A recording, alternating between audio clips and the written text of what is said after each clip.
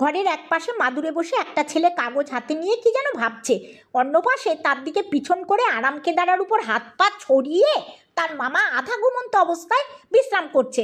বালক হঠাৎ ব্যাকুল স্বরে বলে ওঠে, মামা! চমকে ওঠেন মামা। কি রে? ও মামা! আরে হলো কি? মামা গো! আরে কি হলো তাই বল না, খালি মামা মামা করতে লেগেছে। ও মামা গো, তাহলে কি হবে গো? এই তোমার পিঠে ঘা দু চার পড়বে গো, আর হবে কি? না মামা, দেখো না এই কাগজে কি লিখেছে।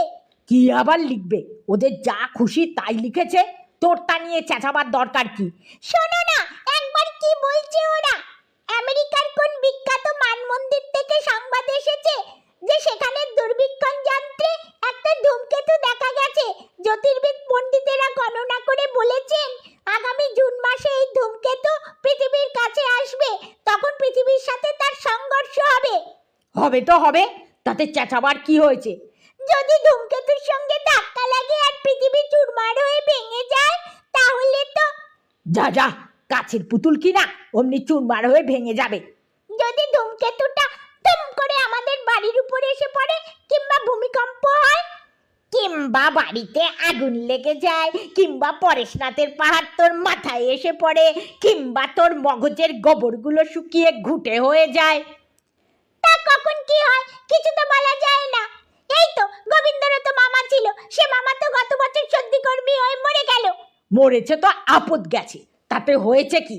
না তাই বলছিলুম, এই সেদিনও তো আমাদের জিমন্যাস্টিক মাস্টার পিলে হয়ে মরে গেল। তাহলে কে কতদিন বাঁচবে, কখন মরবে, কখন কি হবে কিছু তো বলা যায় না। ওরে বাবা রে, এ যে একেবারে বৈরাগীর দাদা ঠাকুর হয়ে উঠলো দেখি। দেখ কান ধরে এমন থাপ্পড় লাগাবো। বাহ, ব্রজলালের বাবা যদি এক মাস আগে মরে যেত তাহলে সে কি ব্রজলালকে সেদিন এমন চমৎকার সুন্দর প্রাইজ দিতে পারত? তুই কি বলতে চাস বল দেখি?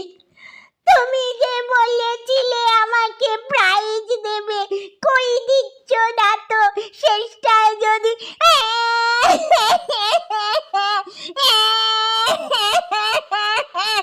সেই কথাটা সোজাসুজি এক সময় বললেই হতো, তার জন্য ঘ্যাঙানি ঘোঙানি করে আমার ঘুমটা নষ্ট করার কি দরকার ছিল?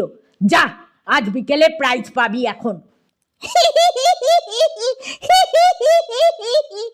হাসতে হাসতে গালে হাত ঘষতে ঘষতে বালকটি চলে গেল।